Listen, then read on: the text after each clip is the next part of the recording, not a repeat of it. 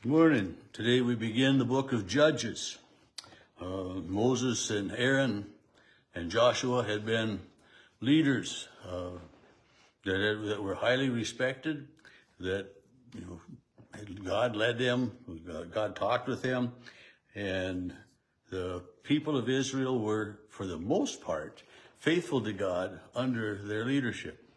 But we all know that there were times that they weren't.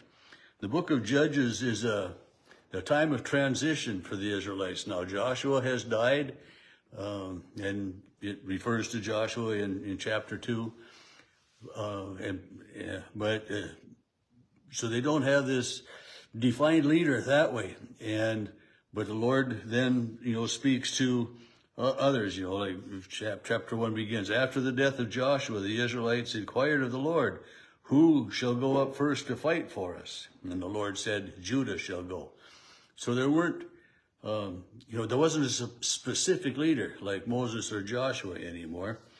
And it's the story of how the Israelites came into possession of the land, but yet, since they weren't 100%, they weren't faithful to God in so many ways. The people of the lands weren't completely driven out. The Canaanites were very powerful, had a lot of weaponry, heavy chariots, and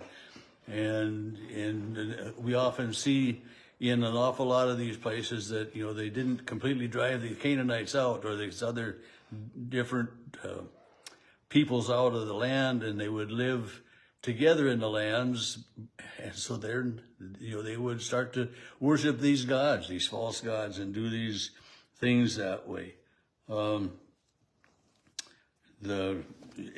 Anyway, as we look at it, as I mentioned, the people cried out to God after Joshua died. Who's going to lead us? What's going to happen? And so the Lord says, Judah shall go up. I hereby give the land into his hand. So God tells Judah to go. So what happens? Judah says to his brother Simeon, come with me into the territory allotted to me, that we may fight against the Canaanites, and then I will go with you into your land. So, and verse 4, Judah went up, and the Lord gave the Canaanites and the Perizzites into their hands, and they defeated 10,000 of them. Then they came, and so they were defeating the people that were there and beginning to live in the land. And it talks about this one king, who they cut off his thumbs and his toes. And evidently this was a practice that this king had done, because he said 70 kings with their thumbs and toes, so he had defeated 70 kings and done this to them. And I'm thinking, man, that's a odd deal, to cut off their thumbs and their toes, but, it basically cripples them, they can't do a whole lot then. And they're coming, verse 7 ends with, they brought him to Jerusalem and he died there, which, that's a kind of a beside the point, I think, but they came to Jerusalem. And in my mind, Jerusalem is always a part of Israel, but it wasn't a part of Israel until really David's time. So even in the time of the judges here, the Jerusalem was not completely under the control of the Israelites. And and so verse 8, the people of Judah fought against Jerusalem. They took it. They put to sword the city and everything. But yet it was always kind of a little bit on the outer fringes, it seems to me. And it talks about, other countries, other peoples that they went about and they battled, and, they went against the Canaanites in Hebron, and then they went from there to Debir, and they went here and there, and, it was just battle after battle after battle in the conquest of the promised land. And, and God continues to lead and guide, and for the most part, they're successful. But as I mentioned, they don't completely disperse the other people. Some of the other people still remain in the lands in so many places. And they change the names of this town to that town.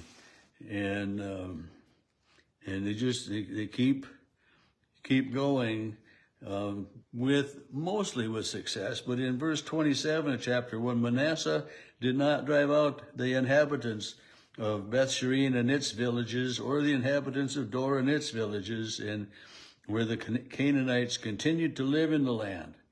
And when the Israelites grew strong, they put these Canaanites to work as slaves. I mean, they did take possession of the land, and they were over them. A lot of the times, the people that lived there became more or less slaves and forced laborers, and they weren't in power anymore, which we find happens with the Israelites often as well.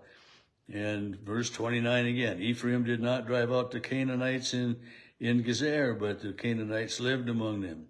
Zebulun did not drive out the inhabitants of Kitron and the inhabitants of Nahalol, and the Canaanites lived among them. And so we find here now that, they didn't completely drive the people out of the lands, and it's, just going to cause troubles in the long run. And chapter 2 begins, the angel of the Lord went from Gilgal to Bochim and said, I have brought you up from Egypt, and I brought you into the land I promised, but you have not obeyed my command, is what we see in the end of verse 2. Do not make a covenant with these inhabitants. Tear down their altars, but you have not obeyed me. See what you've done?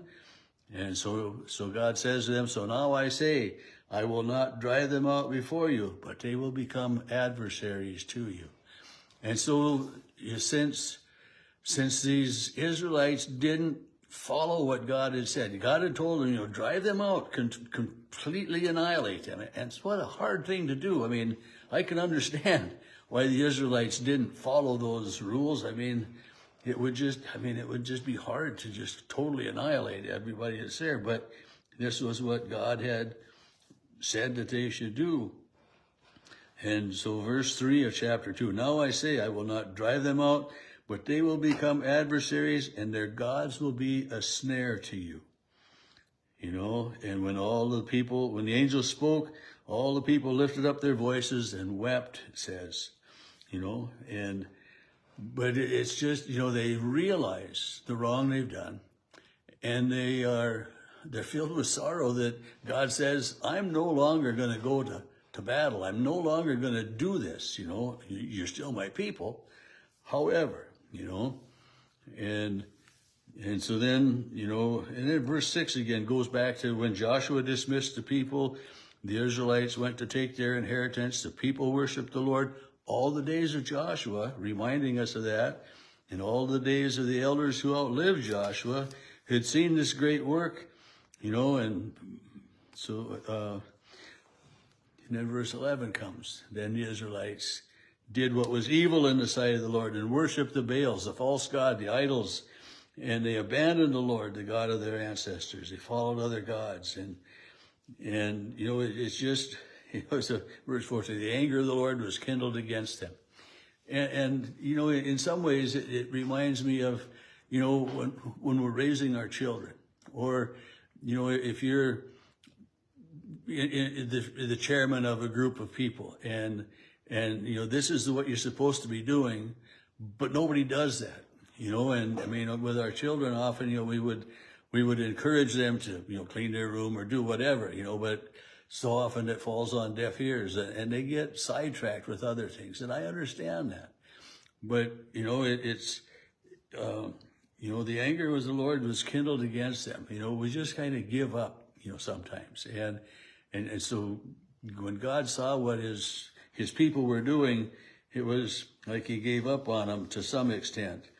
But verse 16, God raised up judges who delivered them out of the power, yet they didn't listen to the judges. I mean, they couldn't follow people who God lifted up to lead them and guide them.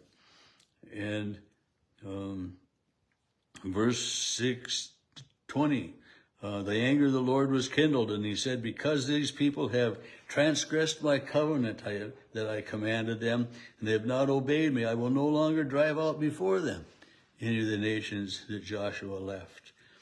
And And in chapter 3, we get into that, and it's stories tells more about some of these nations that are left and the people that are left, and how the Israelites begin intermarrying with these others, and and how they would continue to cry out to the Lord.